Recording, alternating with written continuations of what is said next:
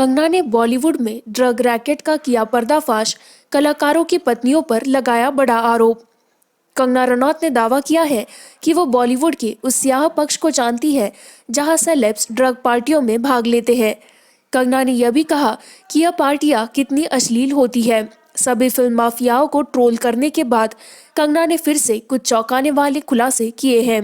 कंगना रनौत ने अपने ताज़ा साक्षात्कार में दावा किया कि उन्होंने बॉलीवुड का वह काला चेहरा भी देखा है जहां कई कलाकार ड्रग्स लेते हैं। एक रिपोर्ट में कहा गया है कि 20 टॉप बॉलीवुड और राजनेताओं के नाम भी एनसीबी को दिए गए हैं।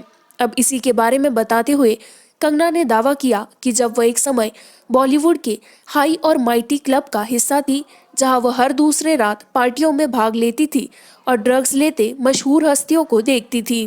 कंगना ने कहा, कुछ युवा कलाकार जो मेरी उम्र के थे, वे व्यक्तिगत रूप से ड्रग्स लेते हैं और शो करते हैं। दूसरा, इन कलाकारों के बारे में ब्लाइंड आइटम भी लिखे जाते थे। डीलर समान होते हैं, सब कुछ तरीके से नियंत्रित किया जाता है। उनकी पत्नियां भी इन पार्टियों की मेजबानी करती है। यहाँ पूरी तरह से एक अलग वातावरण होता है। आपको ऐसे लोग मिल जाएंगे जो केवल ड्रग्स करते हैं और दूसरों से दुर्व्यवहार करते हैं। कंगना आगे कहती है, कई सरकारों ने इस बॉलीवुड ड्रग माफिया को आगे बढ़ने में मदद की है।